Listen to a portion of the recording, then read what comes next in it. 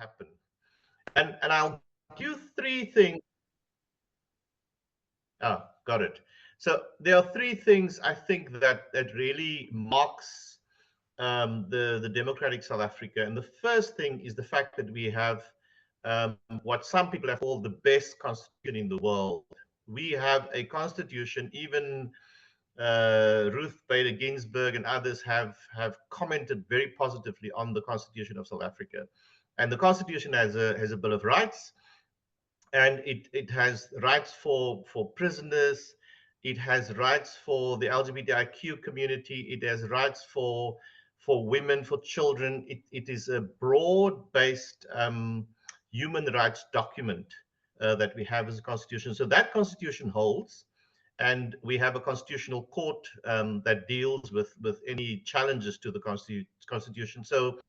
So I think I mentioned this the last time, but just to say it again, South Africa is not a parliamentary democracy. South Africa is a constitutional democracy. So Parliament could form whatever or could propose laws, but it has to be passed by the Constitutional Court. And so everything that Parliament proposes generally would go and be tested in the Constitutional Court. And so that's the first thing I think that makes South Africa a relatively stable democracy. The second thing, and I've said this already, but I'll just repeat that, is the fact that we have a relatively free media. You can read almost anything about what's happening in South Africa across the media, and different voices being heard on different media platforms. So we do not restrict voices as really. I mean, some people would want us to do that, but we do not do that. So people are able to express their views. And the third thing that really is important for our democracy is the independent judiciary. We have a completely independent judiciary, and our courts are very activist. And so our courts, people do go to court to litigate against government. I mean, and this tradition, of course, was supported by Mandela when there were court cases. You would appear in court, and our current president Cyril Ramaphosa is actually the main architect of our constitution. He himself is a lawyer, and he chaired the constitutional negotiations, and so he is determined to ensure that our constitution is strengthened constantly. So those are the three things that are sort of at the foundation of the democracy, and those are the kind of things I think that we'll debate as we soul search anniversary of the UDF. On a global level, South Africa, some people would say that we punch above.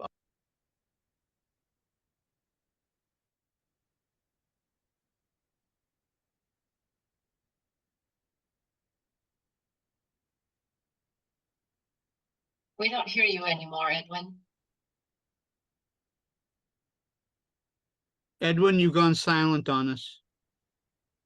We can't hear you.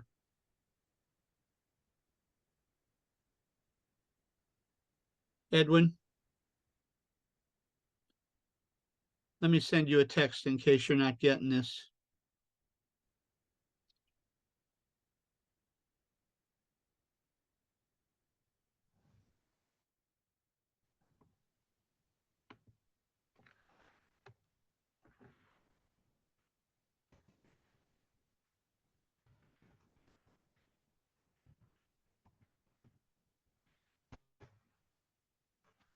Edwin, can you acknowledge maybe my chat? Oh, okay, you did. Hi, my phone too. We're hearing you now a little bit. Can you hear me? We can hear you now. Okay. Is you're all able to hear me? Okay, because I can move over to my phone No, if necessary. we're hearing you fine. We're hearing you fine now, Edwin. Okay. I was busy talking about the global outreach, right, or the position of South Africa, and just saying that after Washington D.C., Pretoria has the second most embassies in the world. and that's quite significant. Many countries have the embassies in South Africa because they believe that South Africa has this kind of open policy towards all countries across the globe. Not many people like that. Some people would want us to make more choices for or against things, but we are able to, because of that position, we are able to be part of many different groupings. For example, for many years, South Africa was invited to the G20. So we are a member of the G20 at the moment. We are also a member of BRICS, and BRICS will happen at the end of August, and South Africa is the host of BRICS. Now, I hope you all know what BRICS is. It's Brazil, Russia, India, China, South Africa. Those 5 countries have formed BRICS. The Russian president will not be attending BRICS summit in South Africa this year because of the ICC. There's an ICC order out to arrest him. But the other leaders, so the Prime Minister of India, the President of China, the President of Brazil, they will all be coming to South Africa now at the end of August.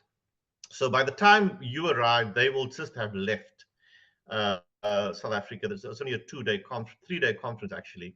But again, you will probably feel the debates and the effect of that particular meeting that will have happened in South Africa at the end of August. So that is a big issue that of course South Africans debate constantly. To what extent should we play a different role in the world? Um, but we play a massive role in the continent of Africa. Our president, Cyril Ramaphosa, recently led a delegation of 6 African presidents to Ukraine and to Russia to work towards a peace plan there, and that is almost unheard of. You cannot even think that a group of leaders from the continent of Africa would go and intervene in a war in Europe, and that we would actually put those proposals on the table. A few years ago, that would not have been possible, but now post-COVID, it has become possible, and there's a new confidence growing on the continent of Africa, and that I'm saying it to you now, but you will see that more and more over the next 5 years, how this new confidence of Africa is growing, and South Africa is a key leader within that movement. On a local level, I would say that there are at least 2 things that are the biggest challenges.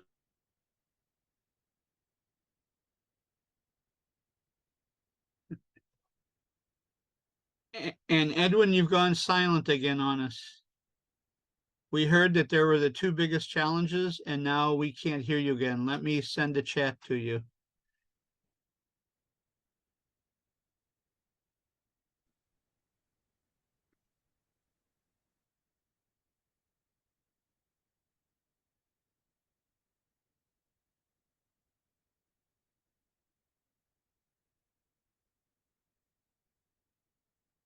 Here he comes back, folks. Edwin? Edwin, you're muted. Sorry about that. Can you hear me now? I'm on my phone. Yeah, we can hear you. Okay, sorry, I don't know where I stopped it, but anyway, You said there are 2 major challenges locally, and that's when you broke off. Okay, so the 2 challenges I will share briefly with you. The one is, of course, what is called load shedding. Load shedding is some people would just simply call it blackouts, but the word in South Africa that's being used is that the electricity that is generated here is not enough for the demand of that we need, and that's why we have something called load shedding. So from a certain hour to a certain hour, some areas will be will not have electricity. You will only experience that when you come here. You will experience that at Volmut when you stay in Hermanus, or the place called Volmut. That's where you will probably experience, but you won't experience it when you're in the city of Cape Town. Of course, you're in a hotel. there might be load shedding, but it will only be moving from the normal transmission onto generator, and so you will almost not even or feel it. You won't feel it in Johannesburg, you won't feel it at Bakoboon probably, but you will feel it at Formwood. So you'll experience a little bit of that, but it's not extreme at the moment. So at the moment we have 2 or 4 hours of load shedding per day, depending which area you are in. The load shedding is a huge problem simply because it shaves off 1 to 2% of GDP growth of the economy, because the power generation is not optimal at the moment. That's the one thing. The biggest challenge, and I can talk for hours about this, and I won't do that tonight. I think it'll be best if, when you are here, that we'll talk about this, is what is the challenge of youth unemployment. Youth unemployment in South Africa stands at 62% at the moment. I mean, the normal unemployment statistics is at 35% or something at this moment, but the young people are particularly affected by unemployment at the moment, and therefore the challenges that we face as a society is particularly huge. And so next year, as we move towards the 30th anniversary of our democracy, remember we voted for the first time in 1994. So in 2024 will be the 30th anniversary of our democracy, and we will all go and vote next year. So the party that is able to come up with some kind of solution for the youth unemployment problem is the party that will most likely gain significant support.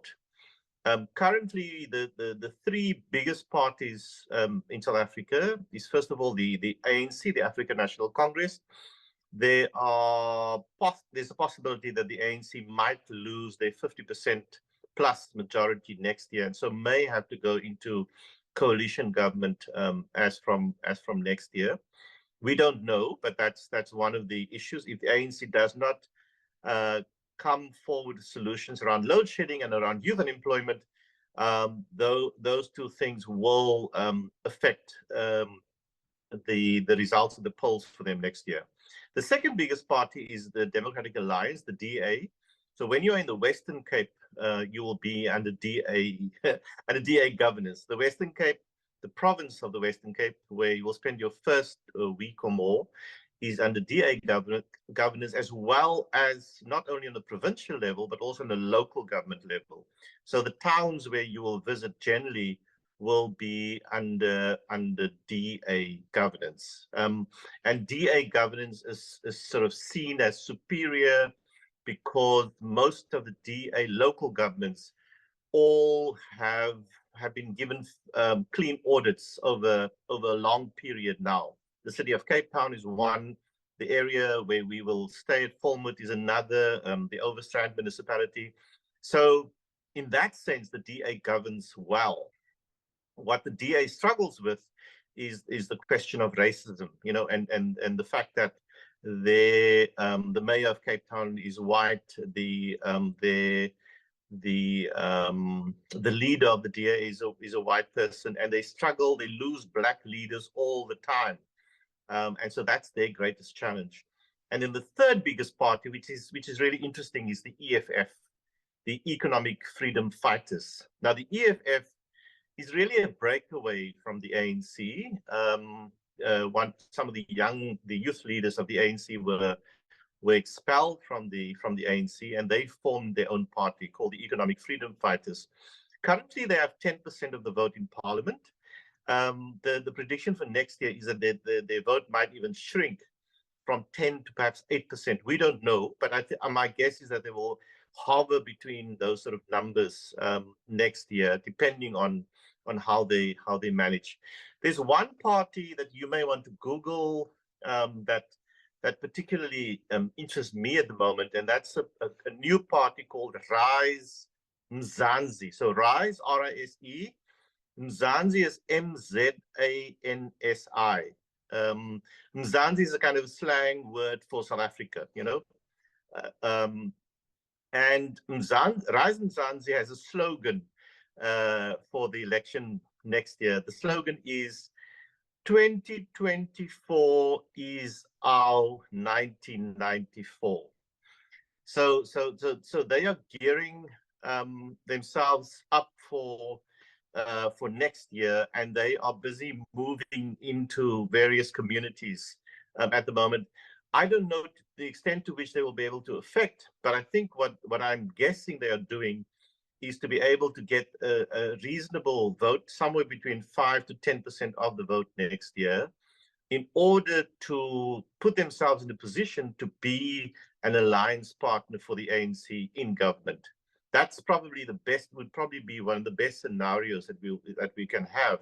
So if the ANC goes under 50% and Rise Mzansi has somewhere between 7 and 10% of the vote, the two of them could make interesting partnership to form a national government. But Rise Mzansi has been able to draw quite a few leaders. I mean, there's one person I know very well, is Professor Nick Binedell.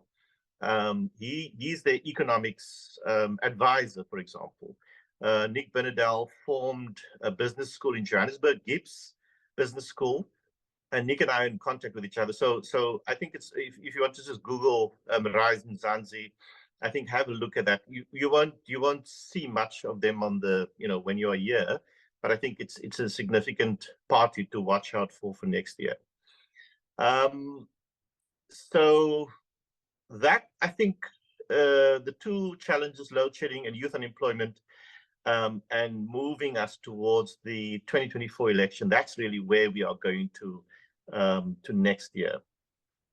I think I want to just briefly say, and thanks for your comments, Mike, about my own visit to Palestine and so on.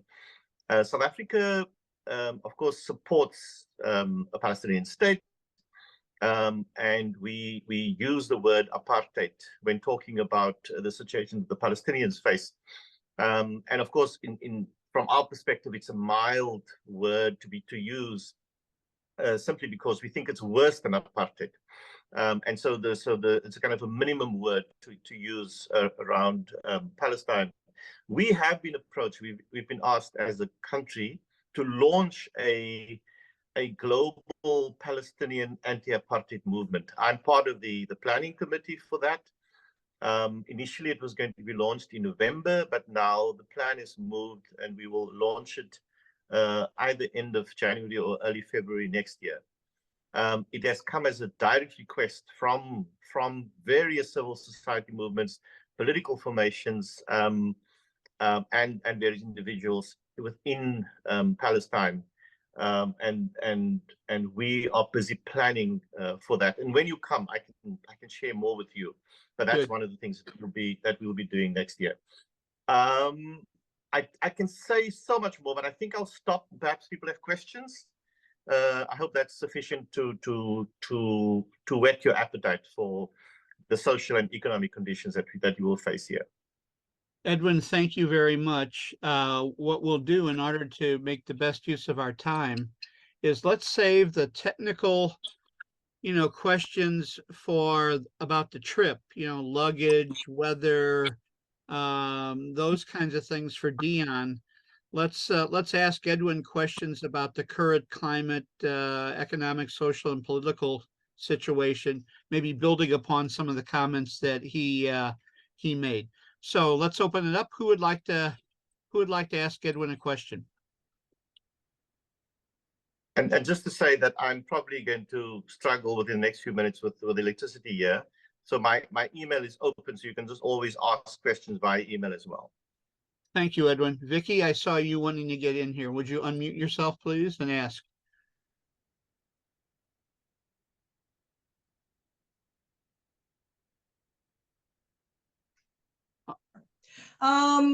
When you were talking about your experience with your own apartheid for the country of South Africa and how you consider it a mild word to describe what is happening in Palestine, can you elaborate on that some more?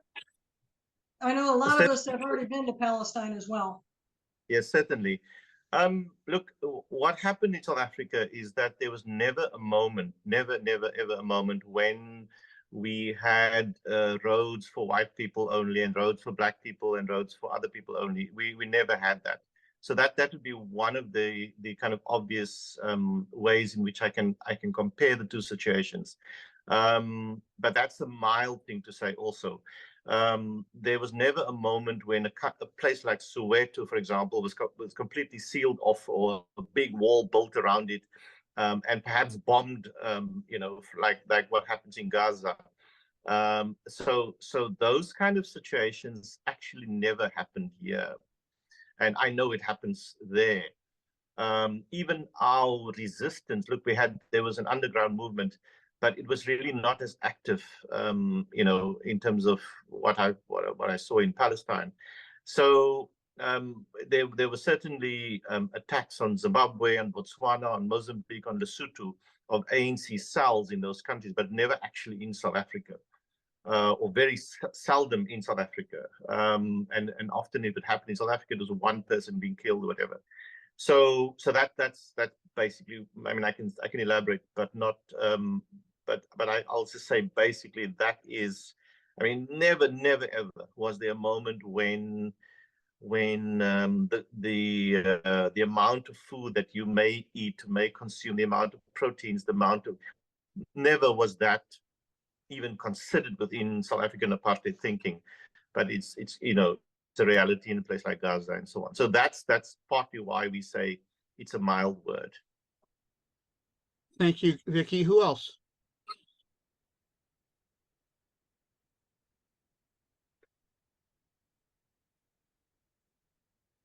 Now's your chance, gang.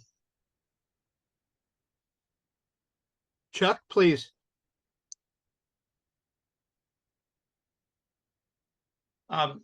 So often South Africa is associated with diamonds and the diamond industry. Yeah. So could you just sort of brief us on that? Yes. Look, South Africa has many, many different kinds of minerals. Diamonds is one of them, but we've got platinum, we have gold, we have various other minerals here. Diamond area, the main area of diamonds is in the Northern Cape, so Kimberley, those kind of areas is where the diamond trade is most. And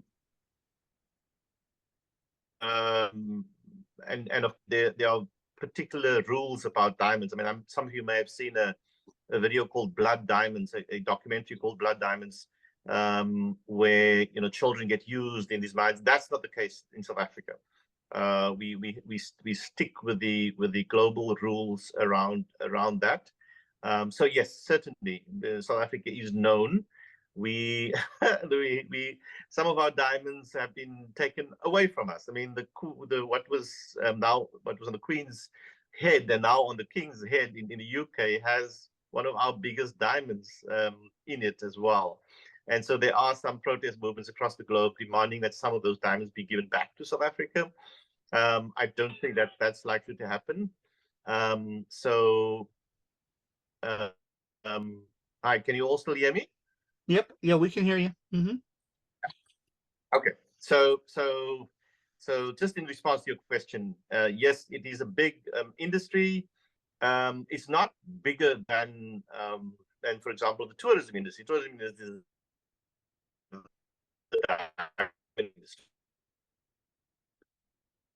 yes. Okay, anybody else? It sounds like Edwin is starting to freeze up a little bit, but anybody else have a question?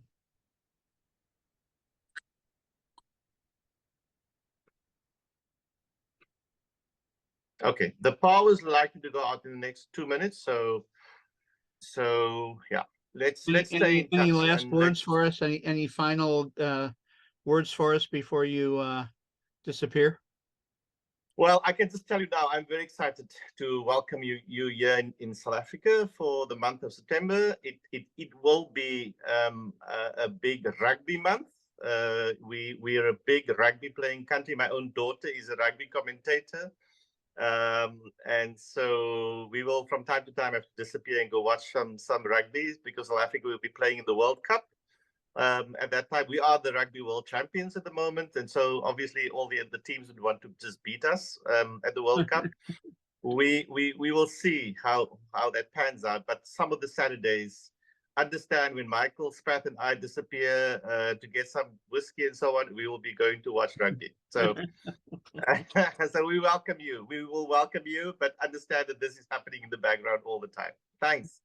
Thank you, Edwin. It's good to see you, and blessings to you and Michael Battle. I know some of us, a couple of us at least, are reading Michael Battle's biography of Desmond Tutu. So blessings to you, and greet Michael for us.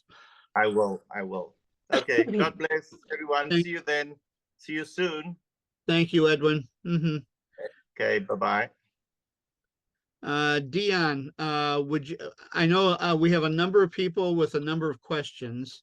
Do you want to say anything to kick off our conversation, and then we'll turn it over to the Q&A time? And you're muted right now.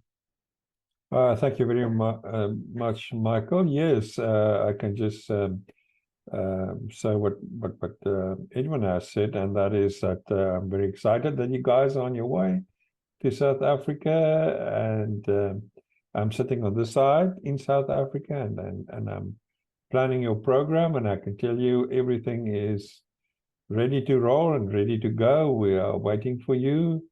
That we have some exciting things on the program, and I know that there's quite a variety of things that you will experience and that you will do. I'm not going to run through the whole itinerary tonight, but I mean, you start off in Cape Town, and there's quite a lot of experiences that you will have. I mean, you will go to the Desmond Tutu Center and spend some time there with Edwin and others.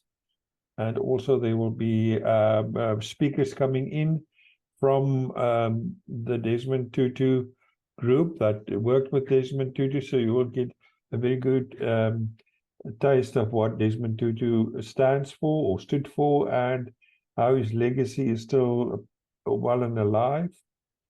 And then in Cape Town, you also go to Table Mountain, to Cape of Good Hope, and to the Penguins, and you will go to Robben Island where Nelson Mandela was imprisoned. It's a boat ride of about 40 minutes, and from there on the afternoon we will go to District 6, and that will give you a lot of comparison or resemblance between the apartheid movement and what's happening in Palestine, with the forced removals that took place here in the 60s and 70s in Cape Town. It's important to remember that it didn't happen just here in Cape Town, but all other parties and it was part of the Groups Areas Act under the apartheid law, where people of different colors or different ethnicity are not allowed to stay in the same area. Quite an interesting and exciting, but also tragic history. And then in Volmoed, there's wine tasting, there's whaleboat going out, and while I'm living here with, very close to Edwin and Hermanus, and it's beautiful here, with the whales coming, and they are busy here in the bay. And that will be a good experience to go to the most southern point of Africa. I mean, that's the most southern point we ever be on Mother Earth, unless you go to Antarctica. And then from here on, we will fly up to Johannesburg, do the Apartheid Museum, which is very good and a good experience, and also the Cradle of Humankind, which I always experience as a very, very good. I mean, it gives you just an insight of what's happening with all the different, the different bone structures and ages. Some of the oldest bones of early humans were found here in South Africa. And then we will go to Pilanesberg for 2 days, where we will do the Big 5 game drives, and then back, and then you will fly out. So it will be a busy time, but I think you will really enjoy it. That's about the itinerary. I sent the latest itinerary with links to Michael, and he may share it with you, and then you can take it from there.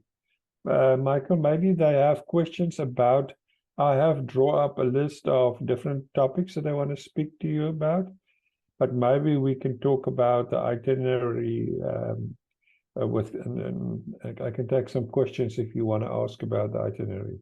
Yeah, let's, first of all, thank you, Dion, very much for the care that you've taken with the itinerary and the places and the people that you and Edwin have, scheduled for us. It's a powerful itinerary, and I think it's going to be a transformative time together. Yeah. I, as we speak, I have the list, I think, pretty close of the arrival times and the flights and the flight numbers. So I'll be getting that to you either tonight or tomorrow. Okay, that's the last thing I need to get to you. And just so everybody knows, Dion will have somebody waiting for us at the airport with a sign that'll either say Indiana Center or it'll say Michael Spath Group or something like that, but it'll be something that you'll be able to recognize. Most of us are flying together. There's just about 6 or 8 of you who are flying on your own. But I think Patty and Darlene are flying by themselves. Danny and Terry, and then Joe and Janet and Jean and Beth are flying out of Chicago. So Patty, I texted you, I sent you a text message. If you can just answer that for me, I'd appreciate it. So any questions about the itinerary? And then we'll go into the other details, the questions. Any itinerary questions? Patty, please. Well, okay. This is not itinerary. I was trying to have a question about electrical connections. Well, Patty, we'll get to those questions in a minute. Let's focus on the itinerary right now. Okay, there are 3 of us using this one, so it's just a little awkward. Okay. Sure. Any itinerary questions that any of you have right now? Do you want to, I did pass along, Dion, the updated itinerary, and I did pass on the very helpful list you sent me with things to do for those who arrive early. And so I think those were self-explanatory, but any questions about those? Do you want to say a word about the what do you call it, the port area where we're staying when we arrive, Portswood, and just that neighborhood, and then the proximity of like the Botanical Garden or some of the other places that you recommended from there, and then we'll get into the other questions. Yeah, the area where you'll be staying is called the V&A Waterfront, Victoria and Albert Waterfront, and it was established actually in the old harbor of Cape Town, and it's very much like the wharf that you get in San Francisco. So many people misinterpret the idea of being a waterfront. It's not that you were staying with the waves breaking at your feet. It's actually in that whole old harbor area, and they have converted it into one of the best tourist attractions in South Africa. So 10 minutes walk from your hotel, you will be in the middle of the Victoria and Albert Waterfront, and there's good shops, very good restaurants where you can eat. Beautiful scenery. Look out on Table Mountain. In proximity to the rest of it's about 5 to 10 minutes with a taxi or an Uber to any part of Cape Town, and about 20 minutes to the Kirstenbosch Botanical Gardens. So what you can do is just the guy that will pick you up at the airport, he does also transportation.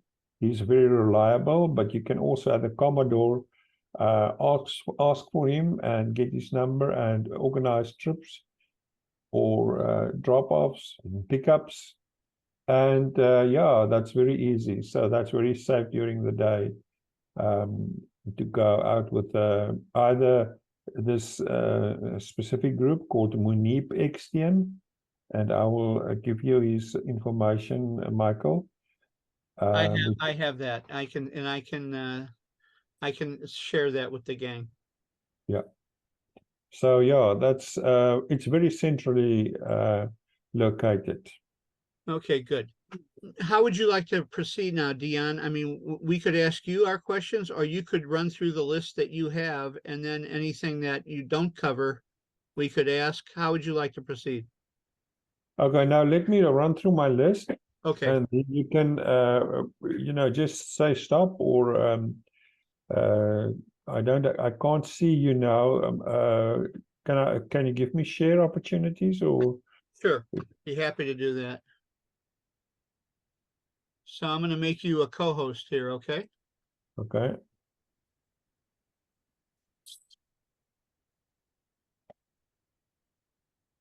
Do you see that? Okay, I have it. I should have done that right away.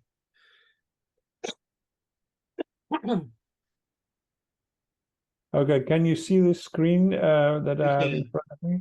Yes, we can. Okay, so I want to talk. I've already talked about the final itinerary, then arrival and departure information. Michael will send me. It's important that I also get the departure information. If there's anybody who will be staying on in South Africa or need to stay on, and you need some advice where to stay in Johannesburg, then I can assist you with that. Is there anybody that needs accommodation after the tour ends in Johannesburg? I don't believe so, but I don't remember seeing that with anybody's flight schedules. Okay. Weather and clothes. Okay, and then the other thing is dietary requirements. Is there anybody? I have received one from, I think, Danny and his wife, but please email it to me. I will drop my email address in the chat box. It's deonkit@mweb.co.za. So Exactly. Dion is going to put his, I just want to repeat it. So Patty, we can hear you talking. I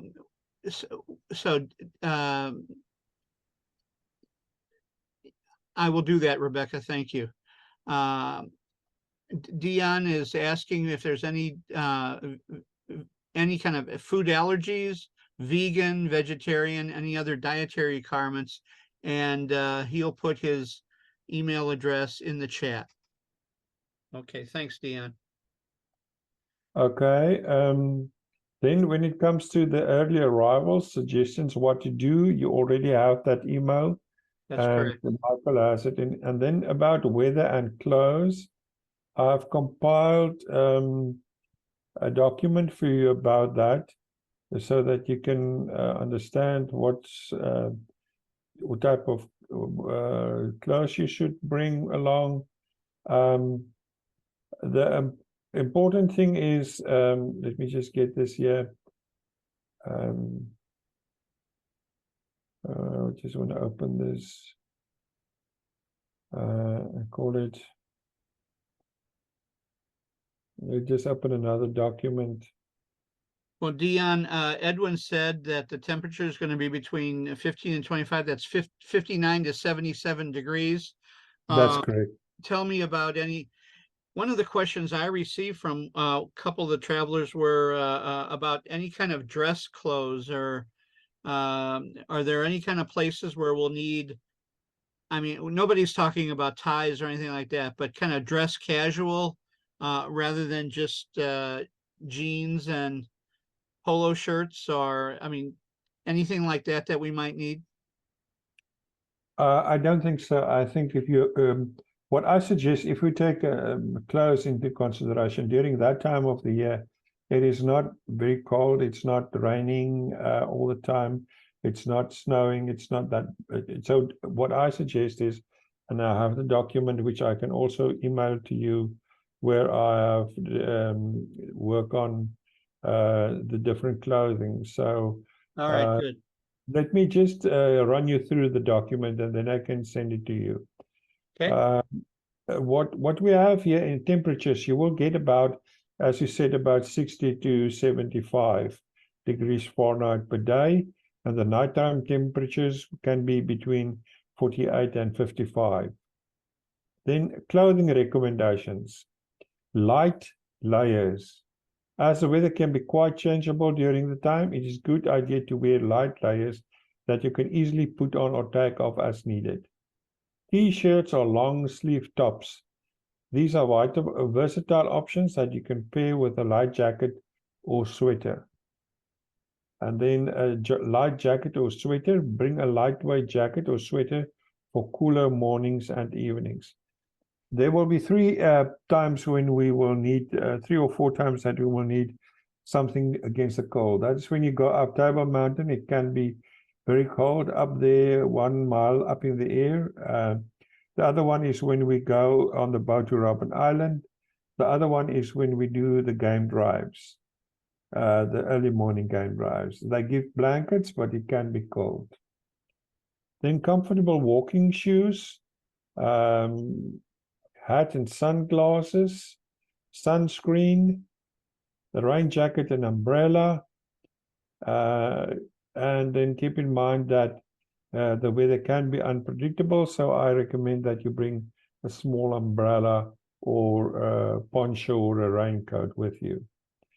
In Pilanesberg, the weather will be the same, maybe a few degrees warmer. And then also the fact is in Pilanesberg, we have to take care, or we have to take into consideration that you will do the game safaris. Neutral and muted colors are the best to wear for that. So no bright colors when you go on your game drives. Again, we're talking about light layers, easily add or remove. Long sleeve shirts and pants, and then hat and sunglasses. We will be driving on game vehicles, but it will have a roof over, so you will not be sitting in the sun. And I've mentioned the warm jacket or a fleece for cold temperatures.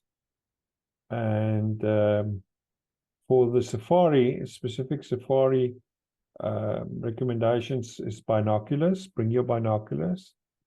Bring your camera and extra batteries. Bring a backpack or a day pack to make sure that you have water, sunscreen, insect repellent, and any personal items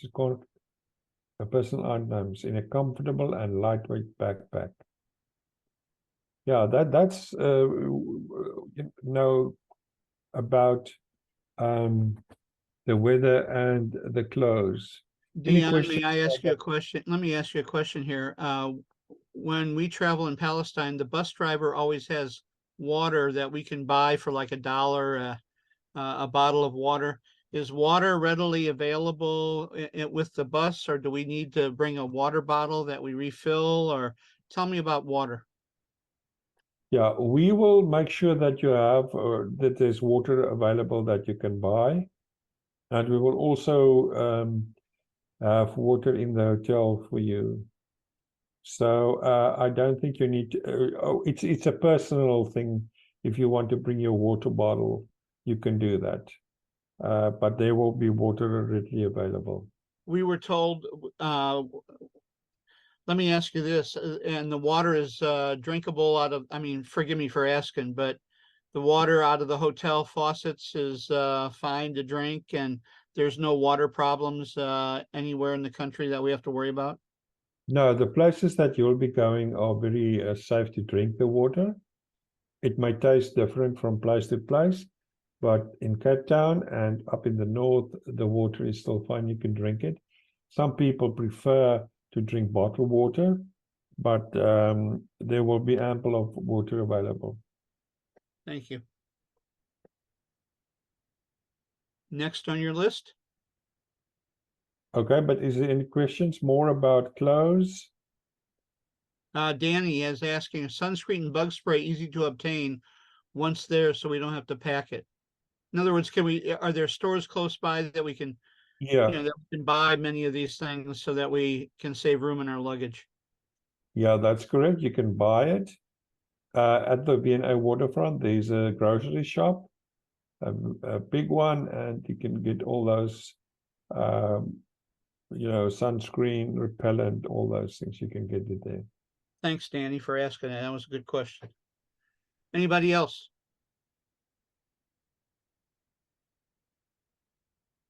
Okay, Deanne.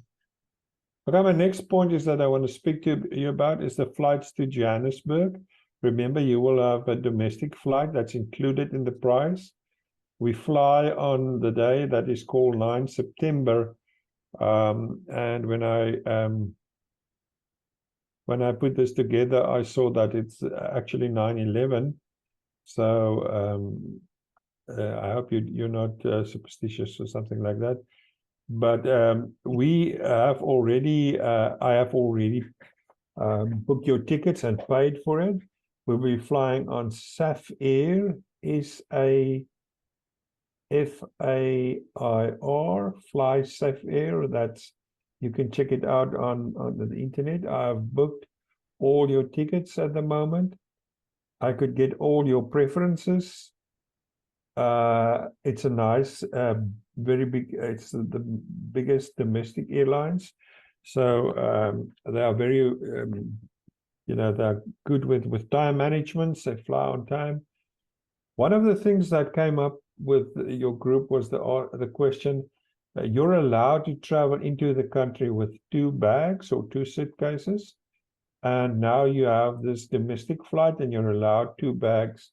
So I bought from the beginning a voucher for you to have 2 bags of 23 kilogram on this flight, so that you don't need to run around. And with previous groups, I had the difficulty that it takes about forever to make sure that everybody got their suitcase on, and then they have to go to the counter and pay for the next one. So this has now been sorted out. You can just have your voucher ready, and you can take your 2 suitcases in the 23 kilograms. So you don't need to worry about that. That's great, Deanne. We appreciate you taking care of that for us in advance. Yeah. Pam, you had a question about luggage. I saw your hand. I wonder if there's a size limit on the bags. My bag is very big. It's like an inch under the Delta. It's an inch within Delta's limit, but I wondered if the domestic flight would have a limit, or if I should plan to pack 2 smaller bags instead. Well, the one thing that I can say is that I'm not so very much strict about the size of the bag, but they are very strict about the mass. It mustn't exceed 23 kilogram. So if it's under 23 kilogram, it's fine. But Okay, if you're great. expecting to go over 23, then they will make you take out some of this your belongings and put it in another suitcase. All right, thank you. Jay, I've made a note of your question. We'll get to that before the end, okay? We'll stay here with the flight and the luggage. Anybody else have any questions about luggage or the flights? And again, Deanne, thank you for taking care of that for us. Will you be with us at the airport when we make this domestic flight, helping us to check in, or will you have a representative there? Well, Edwin and I will be with you the whole time during the tour. Oh, So we'll be traveling also up to the northern parts to make sure that you are sorted out and that you don't have any problems. So I'll be there. Yeah, I will be joining you on the 3rd of September. It's Michael's birthday on the 2nd of September, but I will give you my present on the 3rd, Michael. And then from there on, we'll be with you until you leave South Africa. well, that's wonderful. That's a treat. I knew that Edwin was going to be joining us, but wonderful. That's wonderful news. Thank you, Deanne.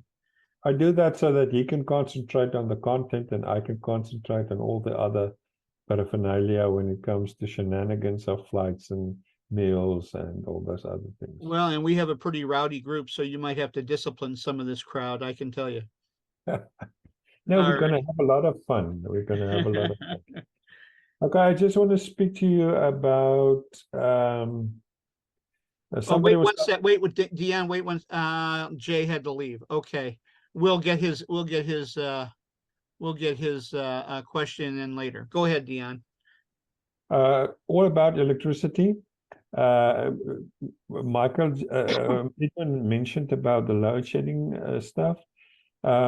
In Cape Town, the hotel has a generator, so you won't have any difficulty with electricity. And the same in the hotel that we have in Johannesburg and in Bakubong. The only time that you will have a little bit of an inconvenience is at Formood for 4 nights, and usually we have load shedding between 8 and 10 in the evenings. So I would suggest that if you have a rechargeable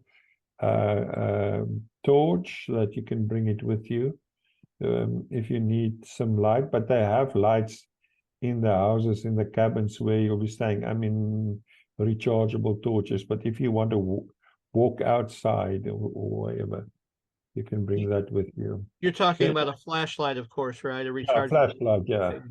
Sorry. No, that's okay. That's okay. Good. The other thing is we have in South Africa the 220 volts, and before you you see how everything of all your electricity goes up in flames. You don't need to worry about it.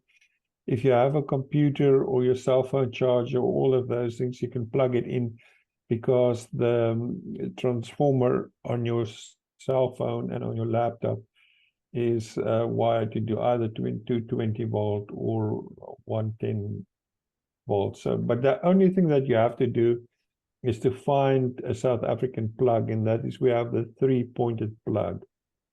So you can just check on the internet. My suggestion is bring one of your own like adapters or plug extenders, and just plug in the one plug into the adapter and into the wall. Then you have 3 or 4 of your own plugs, and you don't need to buy such a lot of adapters. Do you understand what I tried to say? Does it make sense? Yeah. Would you happen to you don't happen to have one in your hands, or? Yeah. Let me show you. Okay, Danny has it right there. Danny is showing it to us. Yeah, that's right. That's what Danny has. Yeah. You So see that, there- everybody? So Okay. what Danny has there is, if you take that, put it into the wall socket, and then at the back where you have the 3, what do you call it, places where you put your plug in, put in your plug, but put in into a longer strip of where you can put in more of your own American Sure. plug, so that you don't need to buy 3 or 4 of that. That's how I usually travel. Danny, excuse me, Dion. Danny, is there a way that you could send us the Amazon link, or whatever the link was where you got that? If you could put that in the chat room before we hang up, and then remind us that it's there, so we can, we can do that. I don't, Janet and Todd, I think you showed us something. I'm not sure that's it. I don't think that's the 3-prong one. That the one that you have, the kit is for the UK. That's not a South African one. I've just used it now. That's more for UK. Patty, we hear you talking. Do you have a I'm question? sorry. No, I'm that's sorry. okay. You want to ask? You wanted to ask about Yes. electricity. Okay. So here we go. I wanted to come back to you. Go Go ahead. ahead. Go ahead. Patty wants me to ask, I bought a universal adapter. It specifies Europe. Do we need one that is specifically for South Africa adapter? I'm sorry, but yes, you have to have something that's specific for South Africa. You can't Well- use the European one. it's called a universal adapter, but I don't know, it doesn't specify it's for South Africa. Do we need one that specifies it's for South Africa adapter? I believe I would say Danny put this in the chat box. It's called the Type M adapter. If you can check on your instructions, if it says Type M. Yeah, Type I would just double check that, Darlene. I mean, it sounds like a universal adapter should work, you know, because it sounds like it should work, but I would double check that to make sure that it's got the 3 rounded prongs that Danny showed us before, and that it could cover Type M. So I would just double check that. I'd hate for you to get over there and not be able to plug things in. Okay, I'm at the same location here. This is Patty. Can you hear me? Of course. Yep. Okay. Now, my question about it is, I know you have to allow for sometimes for voltage discrepancies and also for prong style. So is M for making this accepted, make it so they are compatible through voltage, or is it a particular prong style, or are both a concern? Let me say about the electricity and the conversion from 110 volt to 220 volt. As I've told you about cell phone chargers and your laptops, those chargers have the capability of servicing a laptop and your cell phone. So you don't need to change your chargers or your battery pack of your laptop or whatever. You can just hook it up on the electricity. Things that, like your hair dryer, will not work in South Africa. So they have, in all the hotels, they have hair dryers. Because the hair dryer works on a 110 volt, and in South Africa it's 220. So that one will not work.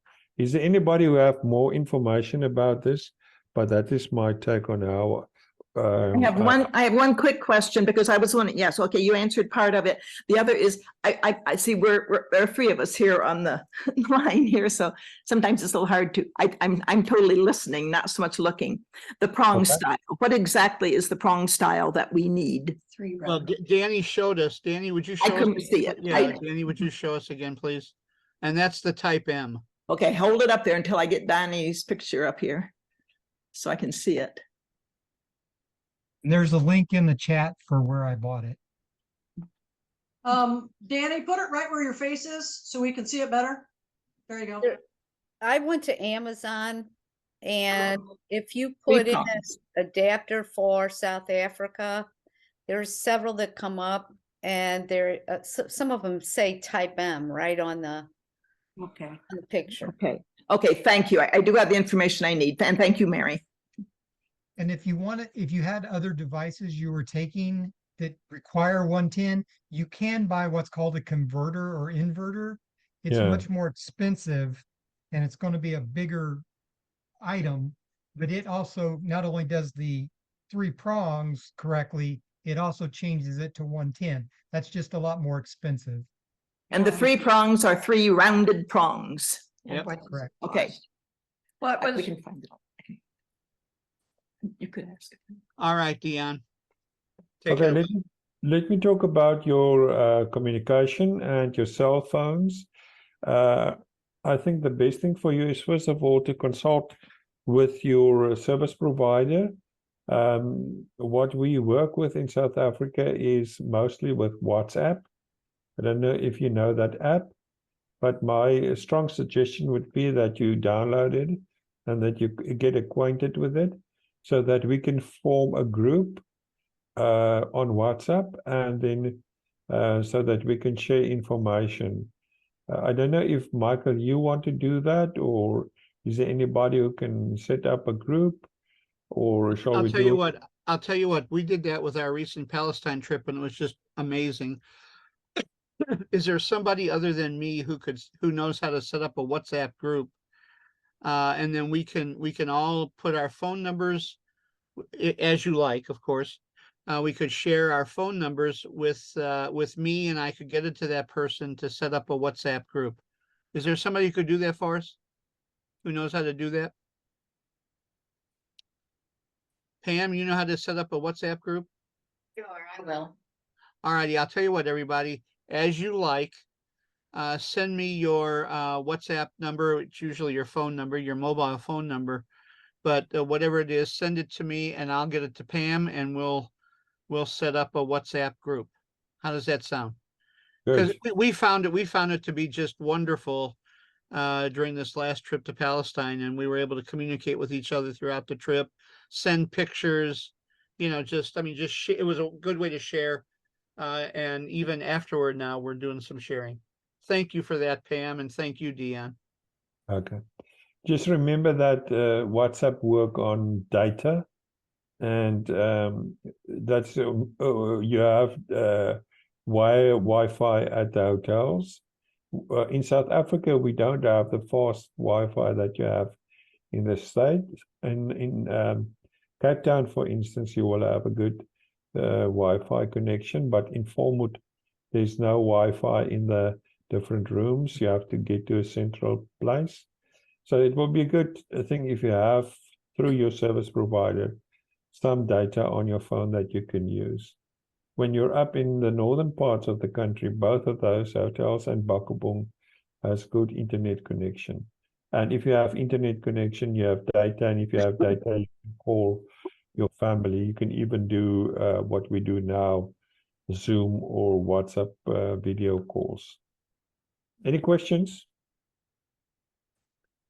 I don't have any question, but Verizon told me when I just went to Costa Rica to keep my phone on air mode the whole time that you're out of the country, or it's constantly searching for roaming. Yeah, and it will cost you a lot of money. So to keep it on air mode all the time and use WhatsApp.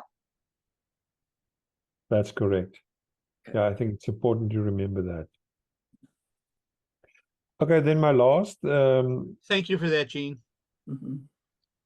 My last point is to talk about money.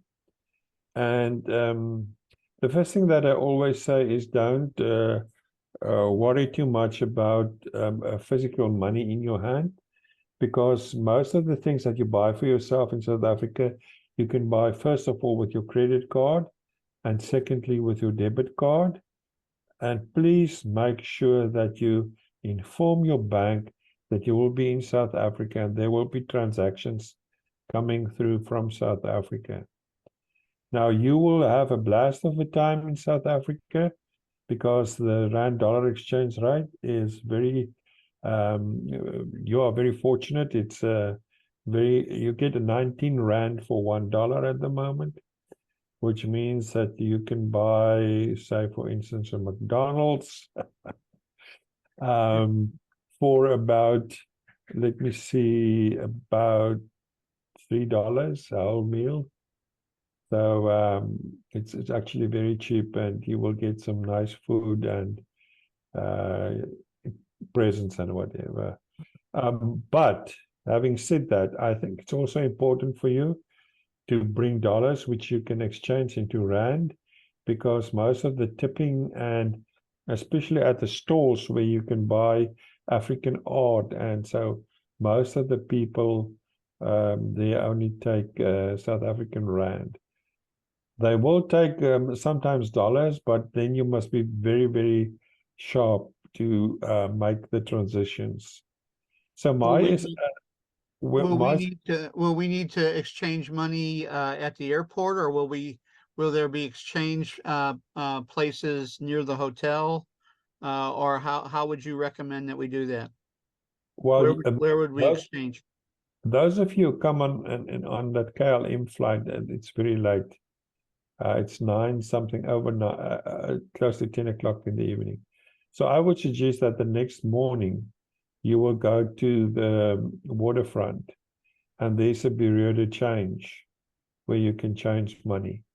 It's not far from your hotel, about 5-6 minutes walk, and then you can at ease, when you're freshen up, you can go and change money. But don't do it at the hotel. It's too expensive there. Okay, I see a couple of hands. I see one with Darlene and Patty, and I see one with Rebecca and Jim. Patty and Darlene, do you have a question? You're muted.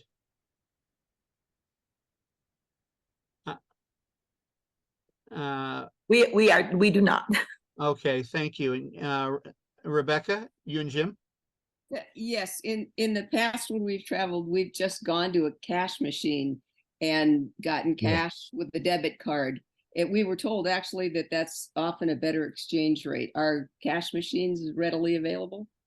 That's correct. We have a lot of them, and that they work very well with American cards. But I say again, you have to inform your bank that you will be traveling and you will be taking cash from a cash machine in South Africa. Thank you. But it works very well, and I agree with you. That's where you get the best exchange rate. Jane Ederman, before he left, put a question in the chat. Let me just read it. How much money will we need to convert? It's very difficult to say. I would think that it all depends on people's own preferences. But when it comes to, I would start with like $100, $200 in the area, and then you can later convert again. But if you want to pay and buy more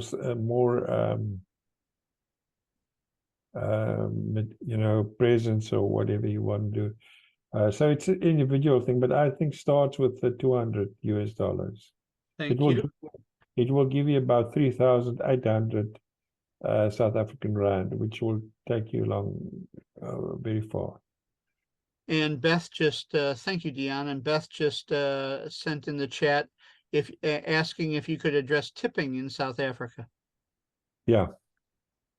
When you eat out in the restaurant, tipping is usually between 10 and 15%. In this, I know that in the United States it's now around 15. In South Africa it's a little lower, but if you have good service, you can tip them to 12%.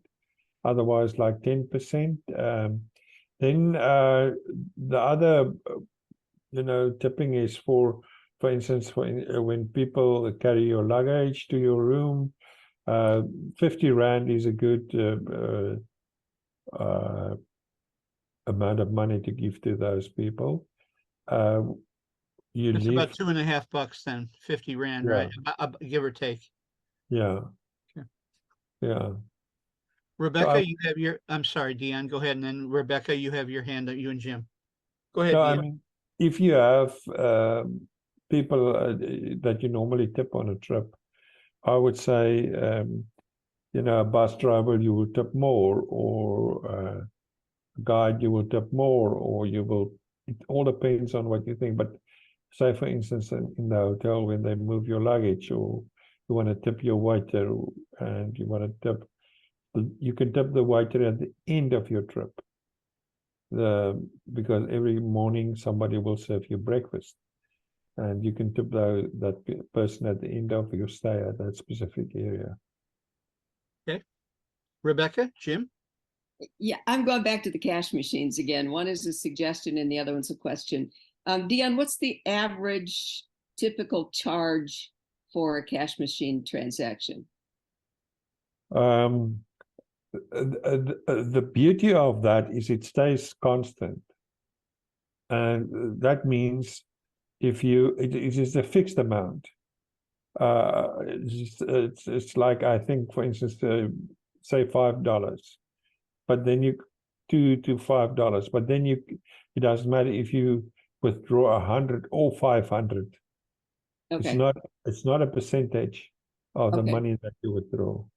Okay. So the idea is not to go around and do a lot of small amounts of money. Rather, once do $500, and then you pay once.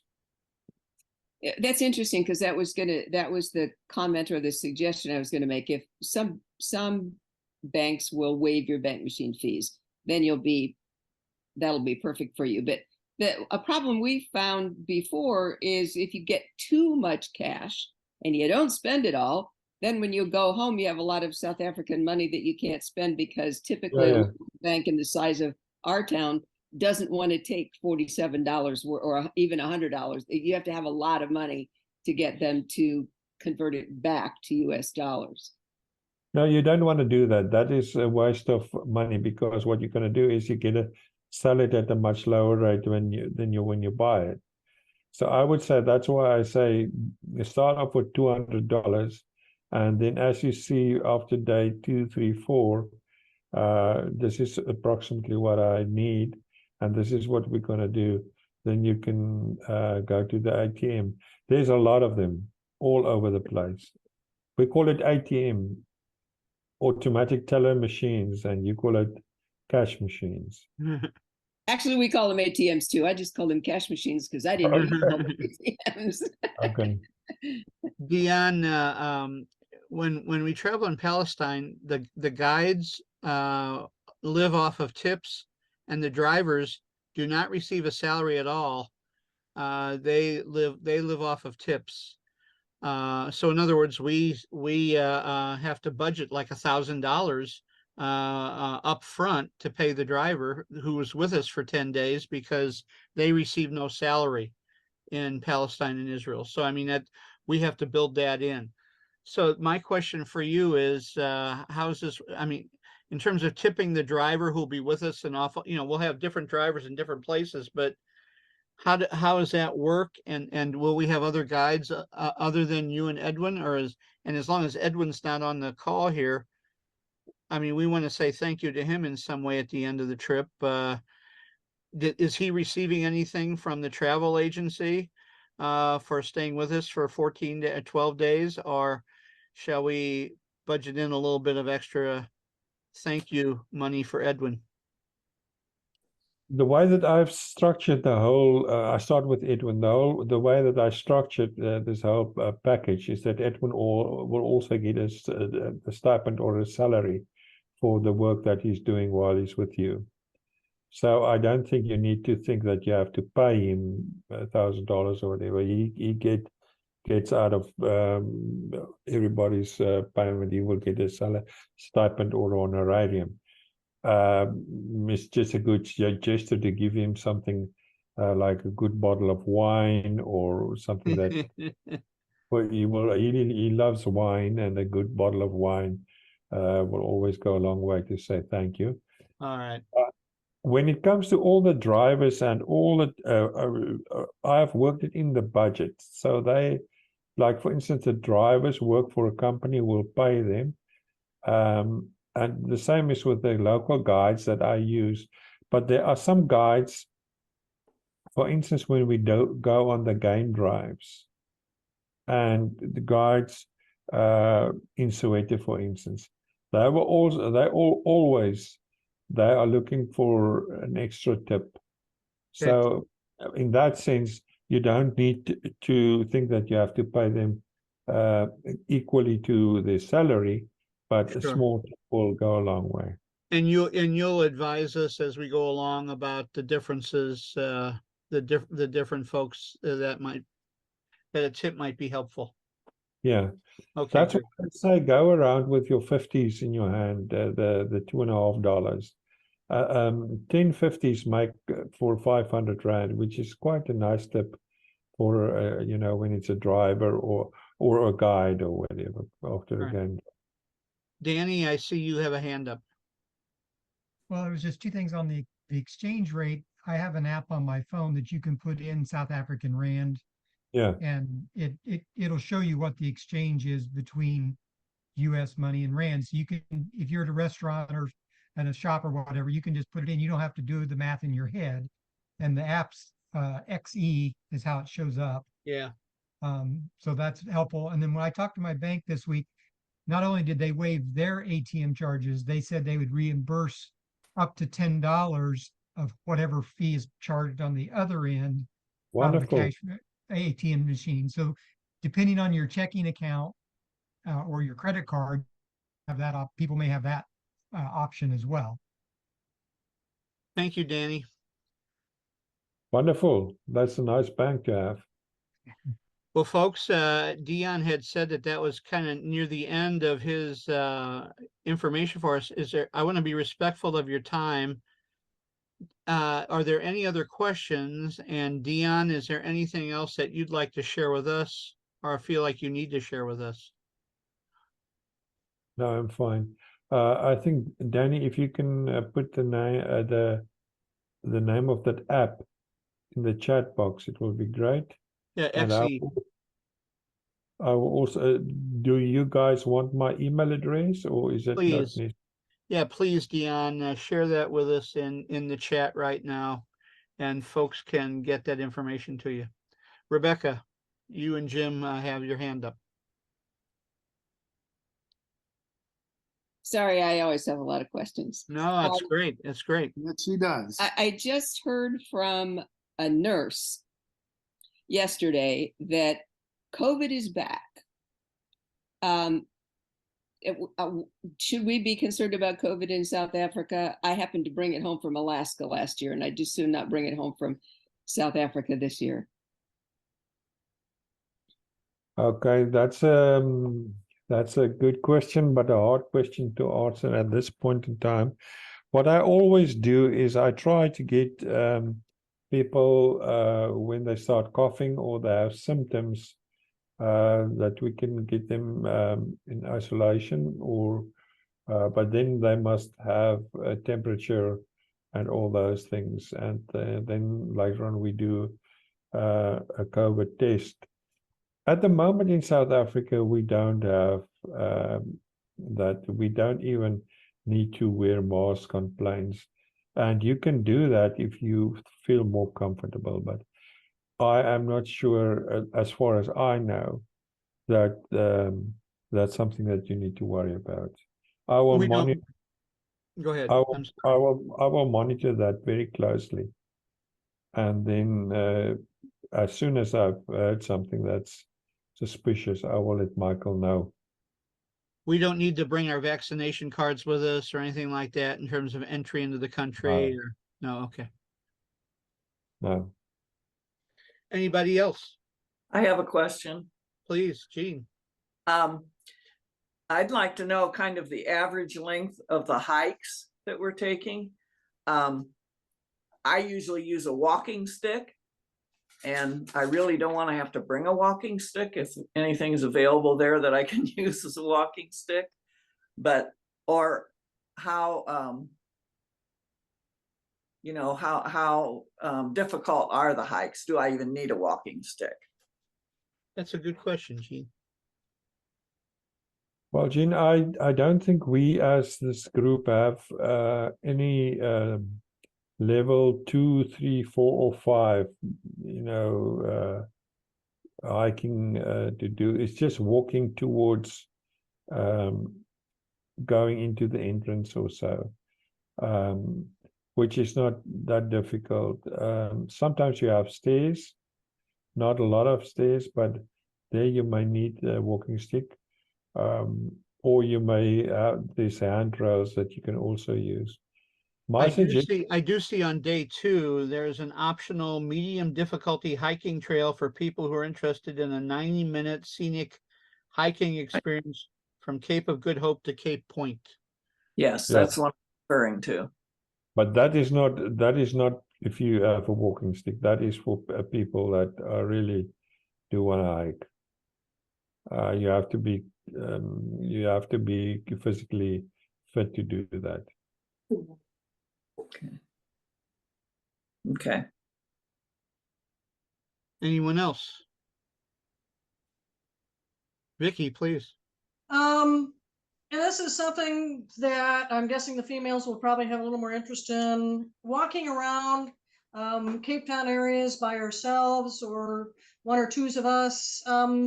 Should we feel any issues for our safety about doing that? I have no idea what areas we're staying in, so I'm guessing the better areas, but it's always nice to ask and get reassured. Okay. Yeah, thank you, Vicky. I think it's a good question and something that I need to address. So, sometime you hear over the news and that South Africa is very dangerous. I would suggest that it's like many other cities in the sense that you have to, as a tourist, always be aware of the fact that you're a tourist and act appropriately, which means that if you have a bag or a backpack, take a small one and keep it close to your body. Don't have cameras hanging around your neck and with all signs of advertising that you're a tourist. And beware for snatchers, because if in certain areas, they will snatch your cell phone. Cell phone is gold in South Africa. Okay. So they will snatch and run away with your cell phone. The same with your wallet or your pocket. But it is not that dangerous. I think just be vigilant and look around. The area where you'll be staying, it's only that you will find pickpockets after dark.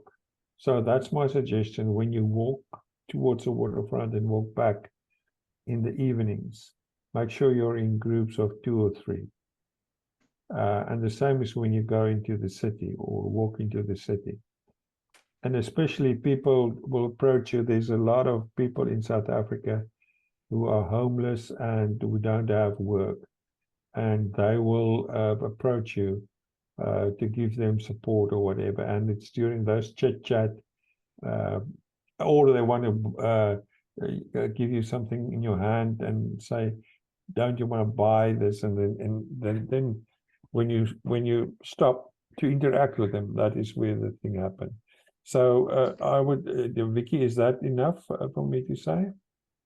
Yes, that's very helpful. And be reminders in case we forgot since the last time we traveled. Okay. Great. Jim and Rebecca?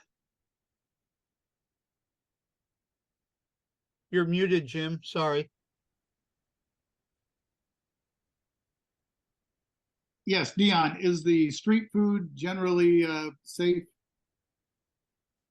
You ask, do I understand you correctly? Is the street food safe? Yep. Yep. Street food, is it safe? Yes. I think you will, from your just by looking at where you buy it, you will know if it's safe or not.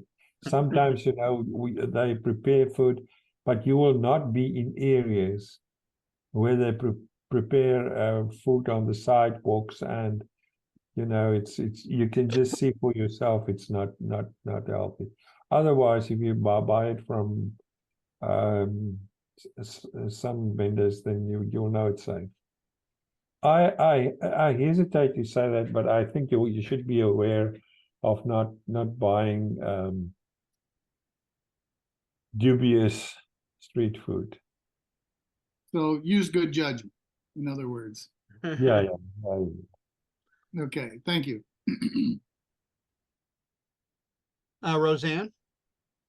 I know during Invictus, that movie, there was really neat African music. Will we get a chance to listen to any African music? Will there be any opportunity for us? Is there a concert or a performance or just a place where we'll experience African music and dance? Well, you will find that when we go to Pilanesberg, but it's not formal in a theater or so. There are different groupings that in the city you will also see the African dancers and so, but we can see what we can organize. That would be, I think that's something that we would appreciate, Dion, as you're looking to kind of tweak experiences. I know that we will appreciate some free time as well, so that people have lots of options. But I think music and dance, that, just as you're kind of looking over the program. Okay. Vicky, you have your hand up? I was given a recommendation for a place in Johannesburg called Ladasi Cultural Village. Is that someplace that would fit that question that we just was offered? I cannot hear you very clearly, Vicky. Sorry, can you just repeat that? The Ladasi Cultural Village. I believe it's spelled Lesedi in Johannesburg. No, we will not go to Lesedi. But I just remember, Michael, on your itinerary, there's one night that we go to Gold Restaurant. That's right.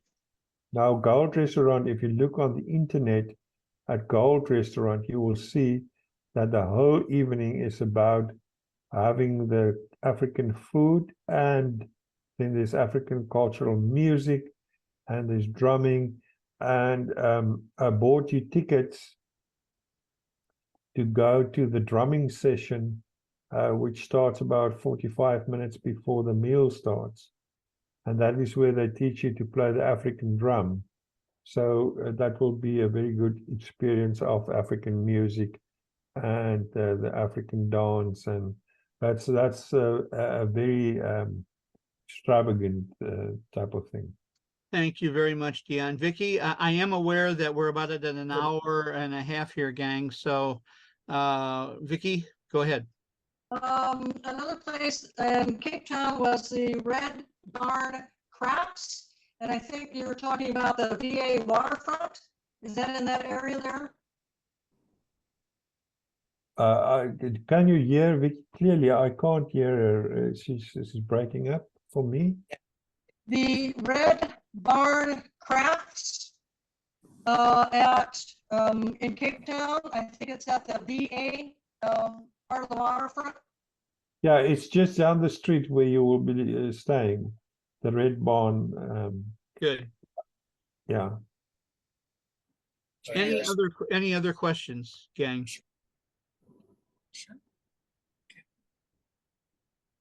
It makes me feel good, Dion, to know that you will be along with us throughout the trip, as well as Edwin, and I'm really appreciative of that. Thank you.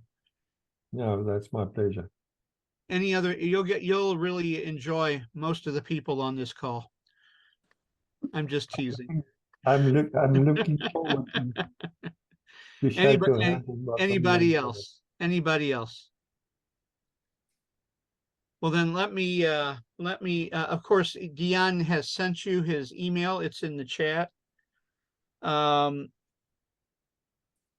we want to send me your WhatsApp numbers. So that's, you're going to do that, everybody. I have many of your, well, I will be sending you, Dion. I think I have everybody's now. Patty's going to send me hers. I think I have everybody's flight information for arrival. I don't have everybody's flight information leaving the country. You say that you need that now, Dion? You need that, or can we get that to you when we're there? My main concern is that we will get you back to the airport only in the afternoon of the 14th of September. If there are anybody leaving before 2 o'clock, 3 o'clock, 4 o'clock on the 14th, then we need to know that so that we can get you to the airport earlier. Why don't we just do this then? Just send me your WhatsApp numbers, everybody, and even though maybe I know that I have a number of your flights, but I don't have all of them leaving the country as well. Joe, I received your flight information. Thank you for that today. I received that. Thank you, Joe. Yeah, you're welcome. So we need that as well. And Pam, I'll send you then the phone number so you can set up the WhatsApp group. Okay. Is there anything else that we need to take, any other business? Oh, and of course, I just want to reiterate, maybe not all of you were on the call at the time. We want to just send our love to Rebecca and Jim as they're in Florida now, attending to the transition of Jim's dad, right? It's your dad, Jim. So we send our love and affection and care and prayers to you and your family. I didn't want to hang up without just reiterating that, Jim and Rebecca. And so just know that we'll be thinking of you all. Anyone else? Going once, twice.